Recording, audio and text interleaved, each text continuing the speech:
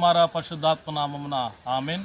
క్రీస్తునందు ప్రియమైనటువంటి వారలారా, సిఎస్ఐ ఆల్మానిక్ ప్రకారం జూన్ 14, 2020 సంవత్సరపు అంశం పర్యావరణ ఆదివారం నిమిత్తం మేమందరం ఈ రీతిగా చేరి ఈ యొక్క ఆరాధన జరిపించడం జరిగింది. మరి ముఖ్యంగా ఈ యొక్క ఆరాధనను మనం ప్రార్థనాపూర్వకంగా మనం ప్రార్థించదము. తన సృష్టిని సృష్టించినటువంటి పరలోకపు తండ్రి, మీ యొక్క నామంలో ఒకటిగా చేరి మరి ఈ యొక్క దినాన్ని మరి పర్యావరణ దినముగా అనుసరించుటకు మీరు ఇచ్చినటువంటి గొప్ప భాగ్యాన్ని బట్టి మీకు వందనాలు చెల్లించుకుంటున్నాం.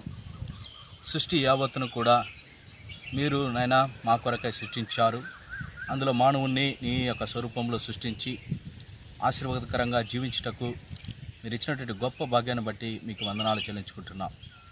మానవులు తమ పాపము నిమిత్తము ఈ సృష్టిని నాశనం చేయకుండా నీ యొక్క ఉద్దేశాన్ని నెరవేర్చుటకు ఈ యొక్క దినములో వారు మారు మనసు పొంది ఈ సృష్టిని కాపాడేటంటే నీ యొక్క బిడ్డలుగా ఉండుటకు మీరు కృప చూపించి నడిపించమని మా ప్రభు అయిన యేసుక్రీస్తు నామంలో అడిగి పెట్టుకుంటున్నాం మా ప్రేమ తండ్రి. ఆమేన్. కుమార పరిశుద్ధాత్మ నామమున ఆమెన్. క్రీస్తునందు ప్రియమైనటువంటి వారలారా, సిఎస్ఐ ఆల్మానిక్ ప్రకారం జూన్ 14, 2020 సంవత్సరపు అంశం పర్యావరణ ఆదివారం నిమిత్తం మేమందరం ఈ రీతిగా చేరి ఈ యొక్క ఆరాధన జరిపించడం పూనుకొనడం జరిగింది. మరి ముఖ్యంగా ఈ యొక్క ఆరాధనను మనం ప్రార్థనాపూర్వకంగా మనం ప్రార్థించదము. ప్రార్థన. సృష్టిని సృష్టించినటువంటి పరలోకపు తండ్రి, మీ యొక్క నామంలో ఒకటిగా చేరి మరి ఈ యొక్క దినాన్ని మరి పర్యావరణ దినముగా అనుసరించుటకు మీరు ఇచ్చినటువంటి గొప్ప భాగ్యాన్ని బట్టి మీకు వందనాలు చెల్లించుకుంటున్నాం. సృష్టి యావత్తును కూడా మీరు నాయనా మా కొరకై సృష్టించారు. అందులో మానవుణ్ణి నీ యొక్క స్వరూపంలో సృష్టించి ఆశీర్వాదకరంగా జీవించుటకు మీరు ఇచ్చినటువంటి గొప్ప భాగ్యాన్ని బట్టి మీకు వందనాలు చెల్లించుకుంటున్నాం. మానవులు తమ పాపము నిమిత్తము ఈ సృష్టిని నాశనం చేయకుండా నీ యొక్క ఉద్దేశాన్ని నెరవేర్చుటకు ఈ యొక్క దినములో వారు మారు మనసు పొంది ఈ సృష్టిని కాపాడేటంటే నీ యొక్క బిడ్డలుగా ఉండుటకు మీరు కృప చూపించి నడిపించమని మా ప్రభు అయిన యేసుక్రీస్తు నామంలో అడిగి పెట్టుకుంటున్నాం మా ప్రేమ తండ్రి. ఆమేన్. మనమందరం కలిసి దేవుని స్తుతించి ఆరాధించడానికి ఆంధ్ర క్రైస్తవ కీర్తనల పుస్తకము నుండి 67వ కీర్తన శాశ్వతుడా విస్మయముంది నేను అన్నటువంటి పాటను పాడి మనము దేవుని ఆరాధించదము. శాశ్వతుడా విస్మయముంది నేను, నీ స్వంత హస్త సృష్టి చూడగా, నీ స్వర బిందు ఊరుమూలయందు యేసు ప్రభు నిన్నారాధించును. ఓ రక్షకా నీ స్తుతి పాడేదను నిరంతరం మహాదేవా. నా రక్షకా నమస్కరించు నిన్ను మారనియో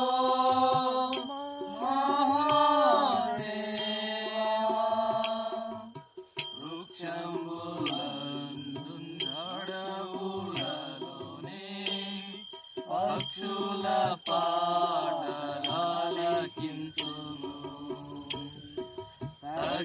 తక్షణమగ్ర పర్వతము నుండి అక్షులతో నీ మహిమ గంధుము. ఓ రక్షకా నీ స్తుతి పాడేదన్ నూరంతరం మహాదేవా.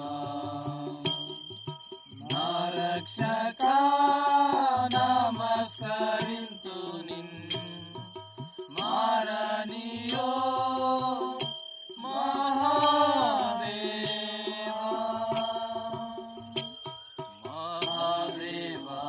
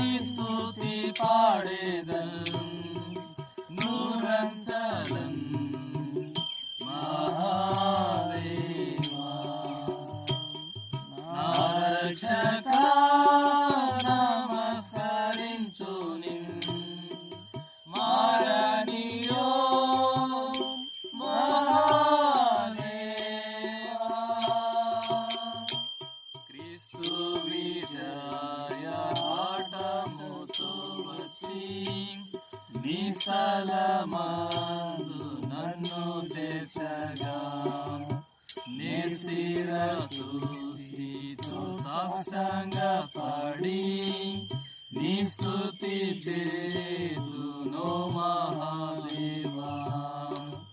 ఓ రక్షకా నీ స్తుతి పాడేదన్ నూరంతలన్ మహాదేవా. నా రక్షకా నమస్కరింతు నిన్ మారనీయో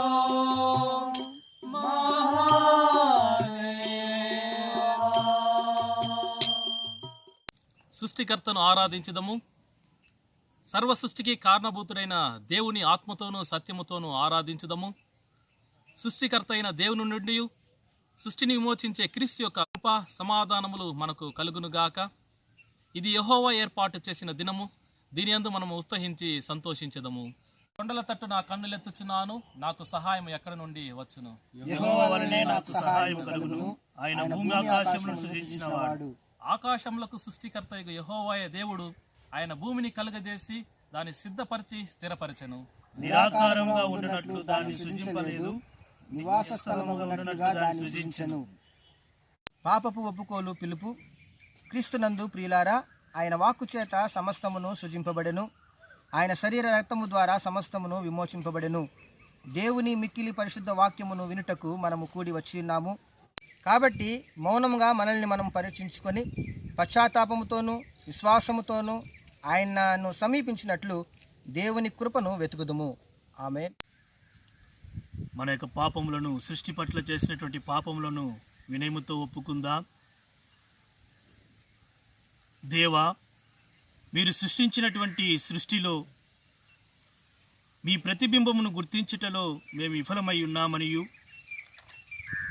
తెలిసో తెలియకనో నీ పరిశుద్ధతను అవమానపరిచినందుకు, సృష్టి క్రమమును మా స్వార్థము కొరకు ఉపయోగించినందుకును మమ్మను క్షమించుము. ఆదరణకర్తవైన దేవా, మానవ విలువలను చెడగొట్టుటలోను, సృష్టిలోని నీ ఔన్నత్యాన్ని గుర్తించుటలోను వెనుదిరిగినాము. నీవు చేసిన సృష్టిని బట్టి సంతోషించుటకు బదులుగా మేము సృష్టిని బాధ పెడుతూ, అన్యాయము చేయుచు, ఊపిరి ఆడకుండా చేయుటకు పూనుకొని ఉన్నామని మీ యొక్క సన్నిధానంలో మనపూర్వకంగా ఒప్పుకొనిచున్నాము. ఆమేన్. సర్వ సృష్టికర్తయకు కనికరం గల తండ్రి, మేము సృష్టి పట్ల చేసినటువంటి సమస్త పాపములను క్షమించి వాటి నుండి మనలను విడుదల చేసి సృష్టి పట్ల మంచి గృహ నిర్వాహకులుగా ఉండుటకు తగిన సమయము దయచేసి పరిశుద్ధాత్మ యొక్క కృపయు ఆదరణయు మనకు అనుగ్రహించునుగాక. ఆమేన్. ఈ దినము కొరకై ఏర్పాటు చేయబడిన దైవలేఖన భాగము చదువుగా విందుము. అపోస్తులైనటువంటి పౌలు రోమీలకు రాసినటువంటి పత్రిక 8వ అధ్యాయము వచనములు 18 మొదలుకొని 25 వరకు చదువుగా విందుము. రోమిలకు రాసిన పత్రిక 8వ అధ్యాయము వచనములు 18 మొదలుకొని 25వ వచనం వరకు. మన ఎడల ప్రత్యక్షము కాబోవు మహిమ ఎదుట ఇప్పటి కాలపు శ్రమలు ఎన్నదగినవి కావని ఎంచుచున్నాము. దేవుని కుమారుల ప్రత్యక్షత కొరకు సృష్టి మిగుల ఆశతో తేరిచూచుచు కనిపెట్టుచున్నది. ఎలయనగా సృష్టి నాశనమునకు లోనైన దాస్యములో నుండి విడిపింపబడి దేవుని పిల్లలు పొందబోవు మహిమగల స్వాతంత్రము పొందునను నిరీక్షణ గలదై స్వేచ్ఛగా కాక దానిని లోపరిచిన వాని మూలముగా వ్యర్థపరచబడెను. సృష్టి యావత్తు ఇది వరకు ఏకగ్రీవముగా మూలుగుచు ప్రసవ వేదన పడుచున్నదని ఎరుగుదుము. అంతేకాదు, ఆత్మ యొక్క ప్రథమ ఫలముల నొందిన మనము కూడా దత్తపుత్రత్వము కొరకు, అనగా మన దేహము యొక్క విమోచనము కొరకు కనిపెట్టుచు మనలో మనము మూలుగుచున్నాము. ఎలయనగా మనము నిరీక్షణ కలిగిన వారమై రక్షింపబడితిమి. నిరీక్షింపబడినది కనబడినప్పుడు నిరీక్షణతో పని ఉండదు. తాను చూచుచున్న దాని కొరకు ఎవడు నిరీక్షించును? మనము చూడని దాని కొరకు నిరీక్షించిన ఎడల ఓపికతో దాని కొరకు కనిపెట్టుదుము. దేవుడు తమ వాక్యమును ఆస్వాదించి దీవించునుగాక.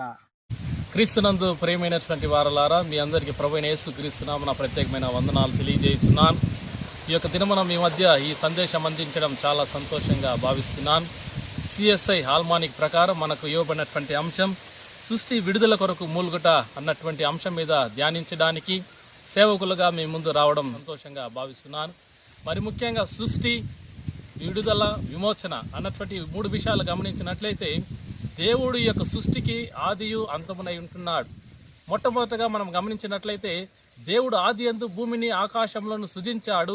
సృజించడానికి కలిగినటువంటి ముఖ్యమైన ఉద్దేశము తాను సృజించే యావత్ వాటి మీద క్రీస్తునందు ప్రియమైనటువంటి వారలారా, మీ అందరికీ ప్రభువైన యేసుక్రీస్తు నామమున ప్రత్యేకమైన వందనాలు తెలియజేస్తున్నాను. ఈ యొక్క దినమున పర్యావరణ ఆదివారంగా సిఎస్ఐ ఆల్మానిక్ ప్రకారం దేవుని సందేశం అందించడానికి దేవుని సేవకులుగా మీ ముందు రావడం చాలా సంతోషంగా భావిస్తున్నాను. ఈ యొక్క దినమున మనకు ఇవ్వబడినటువంటి అంశము సృష్టి విడుదల కొరకు మూలుగుచున్నది అన్నటువంటి అంశం మీద ధ్యానించడం జరుగుతూ ఉన్నది. అయితే మొట్టమొదట దేవుడి యొక్క సృష్టిని ఎందుకొరకు సృజించాడు, సృజించినటువంటి సృష్టి ఎందుకొరకు మూలుగుచున్నది, ఆ సృష్టి విడుదల కొరకు ఎదురు చూస్తున్నదా లేదా అన్నటువంటి ఆ యొక్క విషయాలను గురించి మనం క్లుప్తంగా గమనించదము. మొట్టమొదట దేవుడు యొక్క సృష్టిని ఒక ఉద్దేశంతో, ఒక ప్రణాళికతో సృజించాడు. కారణం ఏమిటంటే తాను సృజించే సృష్టి మీద మానవులను నిర్మించడానికి, మానవులు దాన్ని కాపాడుకొనడానికి, మానవులకు అవసరమైన వాటన్నిటిని దేవుడు మొట్టమొదట సృజించాడు. అందులో భాగంగా ఆది కాండంలో మనం గమనించినట్లయితే ఆది యందు దేవుడు భూమి ఆకాశాలను సృజించాడు. ఆ భూమి ఆకాశాలను సృజించడం మాత్రమే కాదు కానీ అందులో ఆయన వెలుగును, ఆ తర్వాత చీకటిని, జంతువులను, పక్షులను, సముద్రాన్ని, సమస్తాన్ని ఆయన చేసిన తరువాత చివరిగా మానవులను చేసి మానవునికి సృష్టిలో దేవుడు ఒక ఆధిపత్యాన్ని ఇస్తున్నాడు. మీరు ఫలించండి, అభివృద్ధి చెంది భూమిని నిండించండి అని ఒక వాగ్దానం చేస్తే మానవుడు తన స్వార్థం కొరకు, తన ఆశల కొరకు ప్రస్తుత కాలంలో విలాసవంతమైనటువంటి జీవితం కొరకు సృష్టిని నాశనం చేస్తున్నాడు. మానవుడు సంతోషంగా జీవించడానికి చెట్లను నరకడం, సంతోషంగా జీవించడానికి వాహనాలతో వెళుతూ ఉంటున్న పరిస్థితులలో ఆ యొక్క గాలి ద్వారా కాలుష్యం ఏర్పడుతూ ఉన్నది. అంత మాత్రమే కాదు కానీ అరణ్యాలను నరికి అభివృద్ధి అన్నటువంటి పేర్లతో నివాస గృహాలు ఏర్పాటు చేయడానికి అరణ్యాన్ని సహితము నరికి అందులో ప్రజలు నివసించడానికి గృహాలను నిర్మిస్తున్నారు.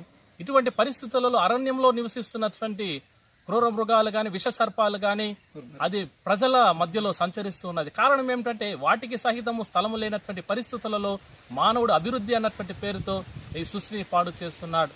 అయితే ప్రస్తుత కాలం రాను ఉన్నటువంటి కాల పరిస్థితులలో అనేకమైనటువంటి వాటి ద్వారా యొక్క పర్యావరణము పాడవుతూ ఉన్నది. ఫ్యాక్టరీల వల్ల వస్తున్నటువంటి పొగల ద్వారా, అంత మాత్రమే కాదు కానీ ప్లాస్టిక్ వినియోగం ద్వారా కూడా ఈ యొక్క భూమి అనేది నాశనం అవుతున్నది. యోహాను సువార్త 20వ అధ్యాయము 19 నుంచి 23 వచనంలో అక్కడ దేవుడు సమాధానానికి కారకుడుగా ఉంటున్నాడు. దేవుని యొక్క సమాధానం మనుషులకు మాత్రమే కాదు కానీ యావత్ సృష్టికి దేవుని యొక్క సమాధానం అవసరమై ఉన్నది. అందుకొరకే రోమిలకు రాసిన పత్రిక 8వ అధ్యాయం 18 నుంచి 25 వచనములలో ఇక్కడ సృష్టి యావత్తు మూలుగుచూ ఉన్నది. కారణం ఏమిటంటే సృష్టి కూడా విడుదల కొరకు, విమోచన కొరకు ఎదురు చూస్తూ ఉన్నది. ఆ విడుదలను గురించినటువంటి విషయాలను మనము గమనించేద్దాము. పర్యావరణ ఆదివారం సందర్భంగా మనకి ఇవ్వబడినటువంటి అంశము సృష్టి విడుదల కొరకు మూలుగుట. సృష్టి విడుదల కొరకు మూలుగుట అనేటువంటి అంశాన్ని మనము క్షుణ్ణంగా పరిశీలన చేసినట్లయితే ఎందుకు మూలుగుతూ ఉంటూ ఉన్నది అంటే సృష్టి వ్యర్థానికి లోబడి ఉన్నదని, అంత మాత్రమే కాకుండా వ్యర్థము చేత పట్టబడినదని, వ్యర్థము క్రింద బానిసగా ఉందని మనకు అర్థమవుతూ ఉంటున్నది. ఇటువంటి సందర్భంలో సృష్టి విడుదల కొరకు మూలుగుతూ ఉంటూ ఉన్నది. మనము కూడా సృష్టిలో ఒక భాగంగా ఉంటూ ఉన్నాము కాబట్టి మనము ఈ విడుదల కొరకు మూలుగుతూ ఉంటూ ఉన్నాం. ప్రియమైనటువంటి వారలారా, మనం ఎప్పుడైతే ఉద్ధరించబడుతూ ఉంటామో అప్పుడే ఈ సృష్టి కూడా ఉద్ధరించడానికి లేదా పునరుద్ధరించడానికి సహాయకరంగా ఉంటూ ఉన్నది. రోమపత్రిక అపోస్తలుడైన పౌలు ఈ 8వ అధ్యాయంలో 18 నుండి 25 వరకు ఇదే చాలా చక్కగా మనకు తెలియజేస్తూ ఉంటూ ఉన్నాడు. 18వ వచనంలో చాలా చక్కగా వివరిస్తూ ఉంటున్నాడు. మన ఎడల ప్రత్యక్షము కాబోవు మహిమ ఎదుట ఇప్పటి కాలపు శ్రమలు ఎన్నతగినవి కావని ఎంచుచున్నాము. ఇప్పటి శ్రమలు ఎన్నతగినవి కావని ఎంచుచున్నాము. ఎందుకొరకంటే మన ఎడల ప్రత్యక్షము కాబోవు మహిమ ఎదుట. ప్రియమైనటువంటి వారలారా, ప్రస్తుత సందర్భాన్ని మనం గమనించినట్లయితే, ప్రస్తుతం మనం శ్రమలు అనుభవిస్తున్నటువంటి పరిస్థితిని మనం గమనించినట్లయితే కోవిడ్-19 కంటికి కనిపించినటువంటి వైరస్ చేత అనేక మంది శ్రమలు పాలవుతూ ఉంటూ ఉన్నారు. ఈ సృష్టి మూలుగుతూ ఉంటూ ఉన్నది అనేటువంటి వాటికి కారణంగా ఈ కోణంలో మనం ఆలోచన చేసినట్లయితే మనందరినీ కూడా పునరుజ్జీవింపజేయడానికి లేదా స్పృహ కలిగించడానికి ఏమో దేవుడు ఇటువంటి వైరస్ని మనకి ఒక హెచ్చరికగా పంపిస్తూ ఉంటున్నాడని మనము అర్థం చేసుకోవాల్సినటువంటి అవసరత మనకు ఉంటూ ఉన్నది. ఎందుకొరకంటే మన ఎడల ప్రత్యక్షం కాబోతున్నటువంటి మహిమ ఎదుట దేవుడు ఈ యొక్క శ్రమల్లో నుండి విడుదల చేయడానికి, చాలా దగ్గరగా మనతో అనుసంధానం చేయబడడానికి దేవుడు మన యొక్క మూలుగులను, మన యొక్క విన్నపాలను వినడానికి లేదా మన చేత తన యొక్క నామం మహిమపరచబడడానికి సమయం ఆసన్నమైనదని ఇటువంటి కోవిడ్-19 లాంటి వైరస్ ద్వారా దేవుడు మనకు హెచ్చరిక చేస్తూ ఉంటూ ఉన్నాడు. ప్రియమైనటువంటి వారలారా, ఈ వాక్యాన్ని మనము సుదీర్ఘంగా లోతుగా మనం ఆలోచన చేసినట్లయితే అపోస్తలుడైన పౌలు సృష్టి పట్ల తనకున్నటువంటి ఉద్దేశాన్ని లేదా సృష్టి యొక్క మనసును చాలా చక్కగా తాను అర్థం చేసుకున్నటువంటి విషయాన్ని అక్కడ మనకు తెలియజేస్తూ ఉంటున్నాడని అర్థమవుతూ ఉంటున్నది. సృష్టి విడుదల కొరకు మూలుగుట అనేటువంటి యొక్క మాటలో పౌలు మనకు తెలియజేస్తున్నటువంటి యొక్క విషయం కానీ లేదా కోణాన్ని మనం ఆలోచన చేసినట్లయితే మానసిక ఒత్తిళ్ల గురించి లేదా రోజువారీ మన యొక్క గాయాలు కానీ నొప్పులు కానీ వేరేని కోరికల చేత మనము డిప్రెషన్లోనికి వెళ్ళిపోతూ ఉంటున్నప్పుడు మనకందరికీ ఒక ఆశ, తప్పకుండా మనం వీటి నుంచి బయటకు వస్తాము అనేటువంటి ఒక మంచి దృక్పథంలో ఈ యొక్క మాటలను అపోస్తలుడైన పౌలు మనకు తెలియజేస్తూ ఉంటున్నాడు. ఇటువంటి కష్టాలు కానీ శ్రమలు కానీ మనకు దీర్ఘకాలం ఉండవు. రోజువారీ కష్టాలతో పాటు ఈ సృష్టి కూడా విమోచనం కొరకు, విడుదల కొరకు మూలుగుతూ ఉంటున్నదని ఇక్కడ అపోస్తలుడైన పౌలు మనకు తెలియజేస్తూ ఉంటున్నాడు. అందుకే 19వ వచనంలో చాలా చక్కగా మనకు అర్థమవుతూ ఉంటుంది. చూడండి, సృష్టి ఆశతో తేరి చూస్తూ ఉంటూ ఉన్నది, పెట్టుకొని చిన్నది అనేటువంటి మాటలు ఇక్కడ మనకు అర్థమవుతూ వస్తూ ఉంటున్నది. ఈ యొక్క మాటలు మనం గమనించినట్లయితే నిరీక్షణ మరియు కోరిక అనేటువంటి మాటలు మనకు అర్థమవుతూ ఉంటున్నది. విడుదల కావాలని ఒక ఆశతో తేరి దేవుని వైపు చూస్తూ ఉంటూ ఉన్నదని అపోస్తలుడైన పౌలు దానికి హెచ్చరిక చేస్తూ మనకు అదే బోధిస్తూ ఉంటూ ఉన్నాడు. లూయిస్ థామస్ అనేటువంటి ఒక పండితుడు లైవ్స్ ఆఫ్ ఏ షెల్ అనేటువంటి ఒక పుస్తకం ద్వారా మంచి మనకు స్పృహను కలుగ చేస్తూ ఉంటూ ఉన్నాడు.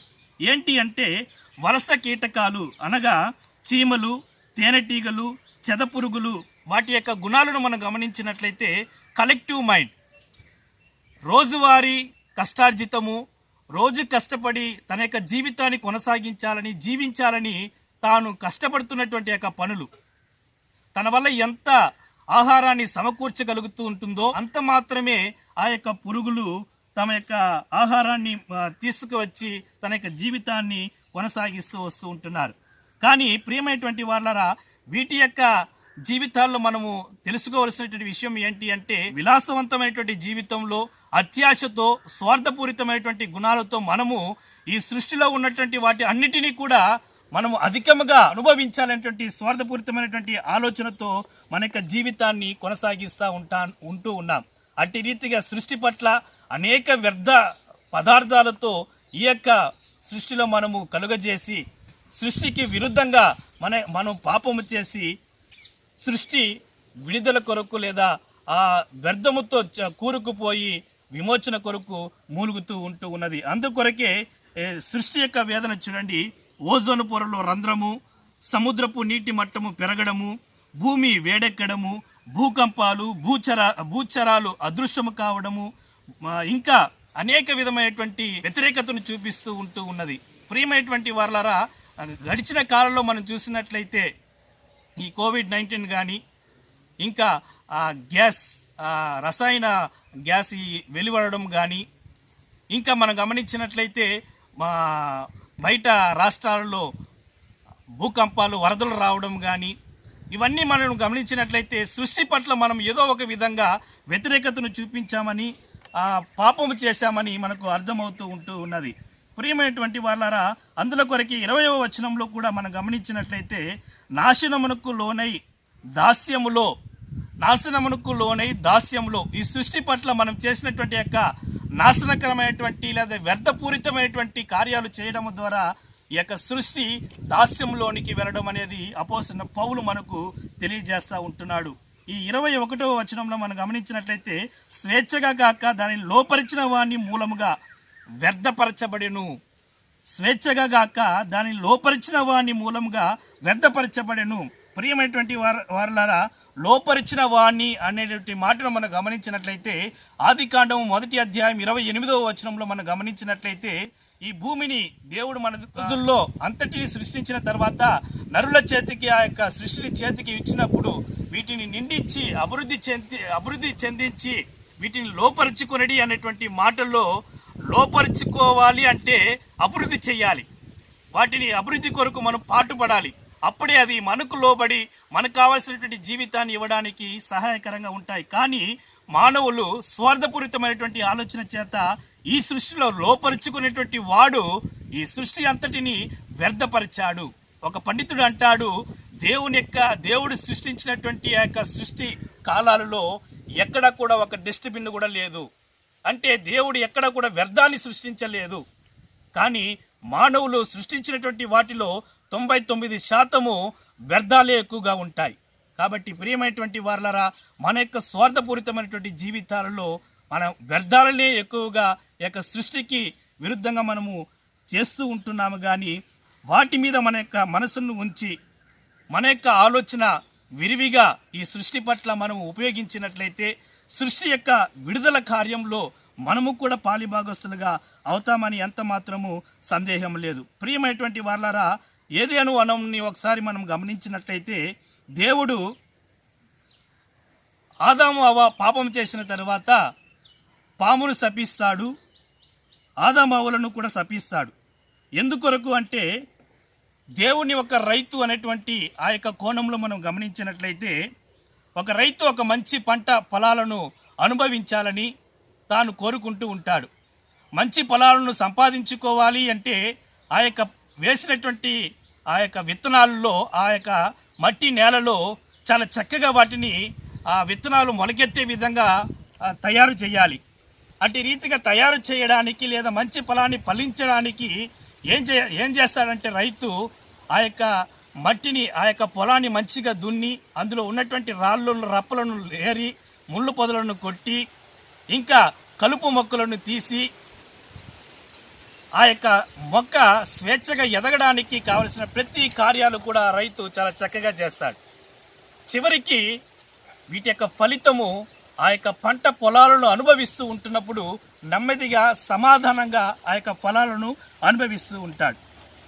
అట్టి రీతిగా దేవుడు ఆ యొక్క కోణంలో ఆదాము అవ్వలను కూడా మంచిగా యొక్క ఏదోను వనంలో పెట్టాడు.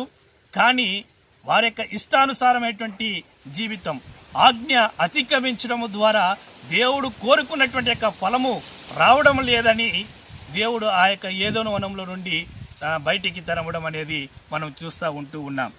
ఆదికాండము 5వ అధ్యాయం 29వ వచనంలో గమనించినట్లయితే నోహవు తండ్రి యొక్క కష్ట ఫలితాన్ని అక్కడ మనం చూడవచ్చు. భూమిని శపించాడు దేవుడు. కానీ మానవులు కష్టపడడం ద్వారా లేదా వారు చేసినటువంటి యొక్క పొల పనుల ద్వారా దేవుడు వారి మీద కనికరం ఉంచి వారి మీద ప్రేమ ఉంచి వాటి యొక్క ఫలితాన్ని దేవుడు అక్కడ ఇస్తూ ఉంటున్నాడని నోహవు తండ్రి ఒక మంచి సాక్ష్యాన్ని తెలియజేస్తూ ఉంటూ ఉన్నాడు. భూమిని యెహోవా శపించినందువలన కలిగిన మన చేతుల కష్టము విషయంలోను మన పని విషయంలోను ఇతడు మనకు నెమ్మదిని కలుగజేసిననుకొని అతనుకు నోవాహు అనేటువంటి పేరును నామకరణం చేశాడని. నోవాహు అనేటువంటి మాట అర్థము నెమ్మది అని ఆ ఫుట్ నోట్స్ కింద మనం చూడగలము. ప్రియమైనటువంటి వారలారా, ఇటువంటి కార్యాలంతటిని మనం చూసినప్పుడు సృష్టి ప్రసవ వేదన పడుచూ ఉన్నది. ఎందుకంటే వ్యర్థముతో కూరుకున్నది, వ్యర్థము చేత పట్టబడినది, వ్యర్థము అనేటువంటి ఆ యొక్క దాస్యంలో చిక్కుకున్నది ఇప్పుడు విడుదల కొరకు ఎదురు చూస్తూ ఉంటూ ఉన్నది. ప్రియమైనటువంటి వారలారా, ఈ యొక్క మాటలు మనం గమనిస్తూ ఉంటున్నట్లయితే ఈ విడుదల కొరకు లేదా దేవుని కుమారుల యొక్క ప్రత్యక్షత కొరకు సృష్టి ఎదురు చూస్తూ ఉంటూ ఉన్నది. ఈ మాటల్లో మనం గమనించినప్పుడు దేవుడు ప్రభువైన యేసుక్రీస్తుల వారు ఈ సృష్టిలో పరిశుద్ధాత్ముడుగా పరిశుద్ధాత్మ వల్ల కన్యక మరియ యొక్క గర్భమున ధరింపబడి జనించి పరిశుద్ధంగా తాను జీవించి ఈ సృష్టిలో తన యొక్క అద్భుత ఆశ్చర్యక్రియలను చాలా చక్కగా పరిశుద్ధపరిచి మూలుగుచూ ఉంటున్నటువంటి లేదా ఈ సృష్టిలో ఉన్నటువంటి పాపాలంతటినీ కూడా తన యొక్క భుజాన వేసుకొని సిలువలో మరణించి తిరిగి ఆ మరణాన్ని జయించి తిరిగి లేచినటువంటి యేసుక్రీస్తు ప్రభుల వారిని విశ్వసిస్తున్నటువంటి మనమందరము కూడా దేవుని యొక్క మహిమను, దేవుని యొక్క రక్షణ పొందుకున్నటువంటి మనమందరము కూడా ఈ సృష్టి పట్ల ఒక ఉద్దేశాన్ని లేదా దేవుని యొక్క ప్రత్యక్షతను మొట్టమొదటిగా మనలోనికి మనము ఆహ్వానించుకొని తిరిగి సృష్టి పట్ల ఆ యొక్క ప్రత్యక్షతను మనం కనపరిచినట్లయితే తప్పకుండా దేవునికి విరుద్ధమైనటువంటి ఈ యొక్క కార్యాలు కానీ, పాపాలు కానీ, వ్యర్థాలు కానీ, మనము స్వార్థపూరితమైనటువంటి జీవితాలు కానీ మనం జీవించకుండా దేవునికి ఇష్టమైనటువంటి జీవితంగా సృష్టి పట్ల శ్రద్ధ కలిగినటువంటి వారముగా ఉండటకు సహాయకరంగా ఉంటాయి. ప్రియమైనటువంటి వాళ్ళారా, ఏదో ఒక రోజు తప్పకుండా ఈ సృష్టి విడుదల పొందుతాయి. ఈ సృష్టి రాబో తరానికి ఒక మంచి భవిష్యత్తుని ఇస్తాయి. తరతరాలకు ఆవాసం కలిగించేటువంటి సృష్టిగా ఉంటాయి. కాబట్టి ప్రియమైనటువంటి వారలారా, ఈ సృష్టిని ఇప్పుడైతే మూలుగుతూ ఉండవచ్చు, కానీ ఒకానొక రోజు దేవుడు తప్పకుండా వీటి నుండి విడుదల చేస్తాడు. సృష్టి విడుదల కొరకు మూలుగుచూ ఉన్నది అనేటువంటి మాటల్లోనే ఆశ కలిగి ఉన్నది, సహనము కలిగి ఉన్నది, దేవుని కొరకు కనిపెట్టుకొని ఉన్నది. అటువంటి జీవితము మనలో కూడా మనం అలవరించుకున్నట్లయితే దేవుడు తప్పకుండా దేవుని పట్ల, ఈ సృష్టి పట్ల మనము ఆశ కలిగి, సహనము కలిగి, ఈ సృష్టి పట్ల మనము కూడా కనిపెట్టుకొని దేవుని ప్రార్థన చేసినట్లయితే దేవుడు తప్పకుండా మన జీవితాల్లో ఒక విడుదలను కలుగజేస్తాడు. మన యొక్క సృష్టి పట్ల విడుదలను కలుగజేయడానికి దేవుడు సిద్ధంగా ఉంటున్నాడు. కాబట్టి మనకు సాధ్యమైనంత వరకు కూడా మన కళ్ళ ముందు ఉంటున్నటువంటి ఈ యొక్క సృష్టిని, పరిశుభ్రతను, చుట్టుపక్కల ఉన్నటువంటి ప్రదేశాలలో వీలైనంత వరకు చెట్లను నాటడము, ప్లాస్టిక్ని నివారించడము, కాలుష్యాన్ని అరికట్టడము లాంటి కార్యాలు మనం చేసినట్లయితే కొంతవరకు ఆ మూలుగులు, ఆ ప్రసవ వేదనలో నుండి మనం ఒక చిన్నపాటి చికిత్స చేసినట్టుగా, ఆ చిన్నపాటి మందును మనం అందించినట్టుగా మనము వాటిలో పాలిభాగస్తులుగా అవడానికి సహాయకరంగా ఉంటాయి. కాబట్టి అటువంటి కృప, అటువంటి ఆశీర్వాదం దేవుడు మీకు అనుగ్రహించి కాచి కాపాడునుగాక. ఆమేన్. వీలారా, సృష్టి విమోచన కొరకు మూలుగటలో రెండవ విషయాన్ని మనం ధ్యానిస్తూ వస్తున్నాం. అపోస్తలుడైనటువంటి పౌలు ఇలా అంటున్నాడు, రోమిలకు రాసిన పత్రిక 8వ అధ్యాయం 20వ వచనంలో, ప్రస్తుతము సృష్టి బానిసత్వం నుండి పరిపూర్ణమైన స్వేచ్ఛను పొందుకొనలేదు, మానవుల చేత ఇంకా బానిసత్వమునకు నెట్టివేయబడుతూ ఉంది. 3 కార్యాలు మనం చూస్తున్నాం. ప్రస్తుతము సృష్టి బానిసత్వం నుండి పరిపూర్ణమైన స్వేచ్ఛను పొందుకొనలేదు, మానవుల చేత బానిసత్వమునకు నెట్టివేయబడుతూనే ఉంది. రెండవదిగా, అంతిమంగా దేవుడే సృష్టిని పరిపూర్ణ విమోచన, విడుదల కలిగించును. దేవుడు మాత్రమే సృష్టికి పరిపూర్ణ విమోచన, విడుదల కలిగించగలడు. దాని కొరకు మనము ప్రార్థించవలసిన వారంగా ఉన్నాం. మూడవది, మనం రక్షింపబడినది లేదా దేవుడు మనల్ని రక్షించడానికి గల ప్రధాన కారణము సృష్టిని విడుదల నొందించుటకు, సృష్టిని విడుదల నొందించుటకు. ప్రభునందు ప్రియులారా, ఇక 2020 సంవత్సరము వరల్డ్ ఎన్విరాన్మెంటల్ డే సందర్భంగా మనకి ఇవ్వబడినటువంటి ఆ థీమ్ ఏంటంటే బయోడైవర్సిటీ, జీవ వైవిధ్యము. జీవ వైవిధ్యము, ఈ యొక్క జీవ వైవిధ్యం మనందరికీ తెలుసు. ఇది ఏం తెలియజేస్తుందంటే, ప్రపంచంలో ఇప్పుడు లోకంలో ఉన్నటువంటి సూక్ష్మ జీవులు మొదలుకొని, చిన్న జీవులు మొదలుకొని, పెద్ద జీవుల వరకు, మొక్కలు మొదలుకొని, మానవులు మొదలుకొని, ప్రపంచంలో ఉన్న సృష్టి అంతా కూడా దేవుడు ఒక పర్పస్ కొరకు, ఒక నిర్దిష్టమైనటువంటి పని కొరకు దేవుడు కలుగజేశాడు. ప్రతిదాని కొరకు ప్రతి ఒక్కటి ఒకదాని మీద ఒకటి కొరకు ఒకటి ఆధారమై ఉంటున్నది అన్నటువంటి విషయాన్ని ఇక బయోడైవర్సిటీ మనకు క్లుప్తంగా తెలియజేస్తుంది.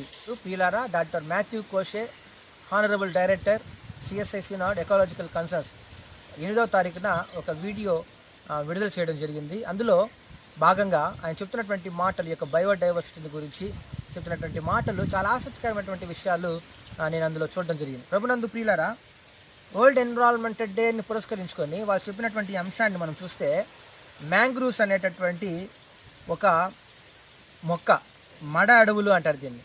ఆ మడ అడవుల్లో పెరిగేటటువంటి ఈ యొక్క తీర ప్రాంతాల్లో పెరిగేటటువంటి ఈ మొక్క, ఆ యొక్క ప్లాంట్స్ చాలా చెట్లులాగా గుబురుగా అల్లుకొని పెరగడం జరుగుతుంది.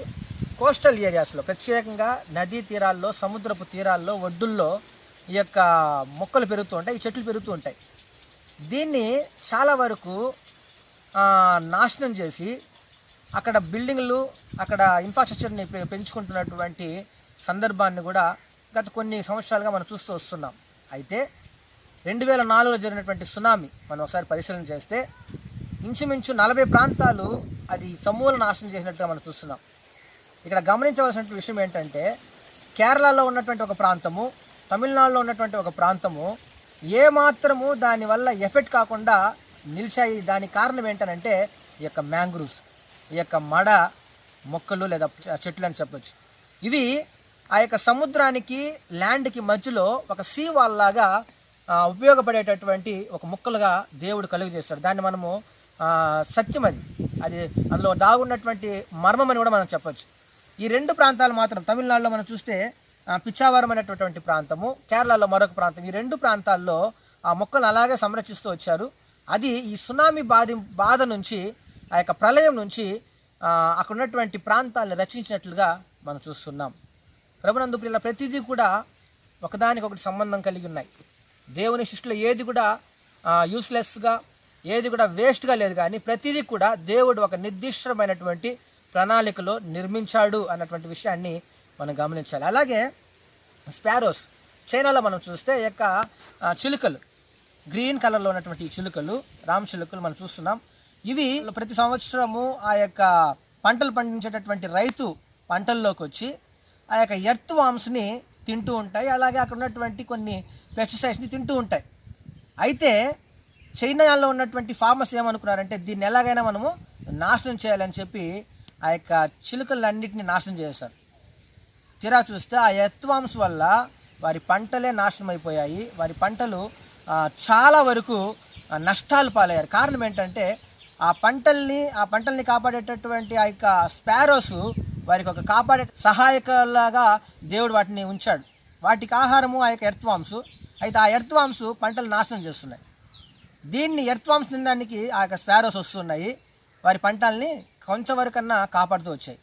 మనం అనుకుంటుంటాము ఏది కూడా మనల్ని ఏదో నాశనం చేస్తుంది అనుకుంటున్నాం, కానీ దేవుడు ప్రతిదాన్ని ఇంటర్ రిలేటెడ్ చేస్తున్నాడు అన్నటువంటి విషయాన్ని మనం చూస్తున్నాం. ఇంకా మనం చూస్తే మన యొక్క కాలుష్యం అధికమవడం వల్ల, కాలుష్యం పెరిగిపోవడం వల్ల, మనం సృష్టిలో చేస్తున్నటువంటి మన యొక్క తప్పిదాల వల్ల కలిగినటువంటి అనివార్యమైనటువంటి కార్యాలు, ప్రత్యేకంగా ఇప్పుడు ఎదుర్కొంటున్నటువంటి డిజాస్టర్స్ మనం చూస్తే ఇవన్నీ కూడా సత్యంగా మనం చూస్తున్నాం. రష్యాలో మనం చూస్తున్నాం 2000 టన్నులు, రీసెంట్గా 2000 టన్నులు డీజిల్ లీక్ అయిపోయింది. రష్యా ఎక్కువ ఇండస్ట్రియల్ పర్పస్ మీద దృష్టి కేంద్రీకరించినటువంటి ఒక దేశం. వాళ్ళు డెవలప్మెంట్ కొరకు నార్థరన్ సైబీరియాలో ఒక అంబర్ నయా అనేటటువంటి నది దగ్గర వాళ్ళు ఏం చేశారంటే, ఒక డీజిల్ని ఆ యొక్క ఆయిల్ కంపెనీ ప్రొడ్యూస్ చేస్తూ ఉంది. ఆ డీజిల్ లీక్ అవ్వడం వల్ల ఇంచుమించు ఆ యొక్క నది మొత్తం కూడా పొల్యూటెడ్ అయిపోయింది. సుమారు 10 సంవత్సరాలు పడుతుందంట ఆ యొక్క నదిని పొల్యూషన్ నుంచి తప్పించడానికి. చూడండి, మనం చేసేటటువంటి తప్పిదాలు, ఆ యొక్క రష్యా ప్రభుత్వము ఇండస్ట్రియల్ డెవలప్మెంట్కి వాళ్ళు ఇచ్చినటువంటి ప్రాధాన్యతను వల్ల ఆ యొక్క నది పూర్తిగా పొల్యూటెడ్ అయినట్లు మనం చూస్తున్నాం. అదేవిధంగా మనం చూస్తే ఇంకా చాలా వరకు ఇక మిడతలు మనం చూస్తున్నాం. రీసెంట్గా పాకిస్తాన్లో, కెన్యాలో, సౌత్ ఆఫ్రికాలో ఇలా అనేక చోట్ల ఈ యొక్క మిడతలు దండు ప్రయాణమై ఒక 35,000 మంది తినేటటువంటి ఆహారాన్ని ఒకే రోజులో ఈ మిడతలు ఖాళీ చేస్తున్నాయి. ఒకే రోజులో ఆ మిడతలు తినేస్తున్నాయి అన్నటువంటి సమాచారాన్ని కూడా మనం చూస్తున్నాం. ఆ యొక్క మిడతలు పంటల్ని నాశనం చేయడం, ఇది ఎందుకు జరుగుతుందంటే అడవుల్లో కాలిపోతున్నాయి, అడవుల్లో వాటికి నివసించేటటువంటి ఇది లేదు. కారణం అది జనాల్లోనికి, మనుషుల మధ్యలోనికి, పంటల మీద పడుతున్నాయి అన్నటువంటి విషయాన్ని మనం చూస్తున్నాం. అదేవిధంగా ఆస్ట్రేలియాలో మనం చూస్తే అక్కడ ఉష్ణోగ్రత ఎక్కువైపోయి, మనం చేసే తప్పిదాల వల్ల ఉష్ణోగ్రత ఎక్కువైపోయి ఆ యొక్క అడవి మొత్తం కూడా కాచిచ్చుకులోనై కాలిపోవటాన్ని కూడా మనం చూస్తున్నాం. ఇవంతా కూడా మనం చేసేటటువంటి తప్పిదాలు, మనం పర్యావరణం పట్ల చూపిస్తున్నటువంటి వివక్ష, మనం వాటి మీద కేర్లెస్గా విచ్చలవిడిగా మన యొక్క పర్యావరణాన్ని చాలా వరకు పొల్యూట్ చేస్తున్నాయన్నటువంటి విషయాన్ని మనం గమనించి ఆ ప్రకారం మనము వాటి కొరకు వాటిని సంరక్షించే విధంగా, వాటిని కాపాడే విధంగా దేవుడు మనం చెప్పినట్లు చేయవలసినటువంటి బాధ్యులమై ఉన్నాం. కాబట్టి ఈ విధంగా పర్యావరణాన్ని కాపాడుకుందాం, దేవుని వాక్యాన్ని విధేయత చూపుదాం, దేవుడు మనకి ఇచ్చినటువంటి ఆ యొక్క గొప్ప కర్తవ్యాన్ని నెరవేర్చుదాం. ముగింపు. మొదటి మనిషి పాపంలో పడిపోవడం వల్ల భూమి మొత్తం బాధల పాలైంది. మొదట్లో దేవుడు చేసినదంతా మంచిదే, కానీ పాపం వల్ల ఈ మంచి సృష్టికి వినాశం, మరణం ప్రాప్తించాయి. ఇప్పుడు ఇలా చెరలో ఉండి మూలుగుతూ ఉన్న ఈ సృష్టి విడుదల పొంది రాబోయే మహిమలో భాగం పంచుకుంటుంది. సృష్టి మొదట్లో ఎలా ఉందో అలా ఇప్పుడు లేదు. క్రీస్తు తిరిగి వచ్చినప్పుడు అది ఇప్పటిలాగా ఉండదు. మానవజాతి పాపంలో పడిపోయిన దానిని ఫలితాన్ని భూమి ఎలా పంచుకుందో, క్రీస్తు మానవజాతిని పాపం నుంచి విమోచించిన ఫలితాన్ని కూడా అది పంచుకుంటుంది. దేవుడు మనకు నూతన హృదయాన్ని తన ఆత్మతో నింపినప్పుడే మనం దేవుని గృహ నిర్వాహకులమై ఆయన సృష్టిని సంరక్షించే బాధ్యతను నిర్వర్తించగలము. యేసుక్రీస్తు రెండవ రాకడలో దేవుని కుమారులుగా మన విమోచన కూడా సంపూర్ణమై మహిమపరచబడే ఆ స్థితిని చేరుకుంటాం. నిత్యం ఆయనతో జీవిస్తాం. ఆమేన్. ప్రతిష్ఠిత ప్రార్థన మనమందరం కలిసి చెప్పుదము. సృష్టికర్తమైన దేవా, నీ హస్తకృత్యములను బట్టి సృష్టి మంచిదిగా ఎంచితివి గాని మా క్రియలు మాటలను బట్టి మా నడవడికను బట్టి ఈనాడు సృష్టి స్వేచ్ఛ కొరకు ప్రలాపించున్నది.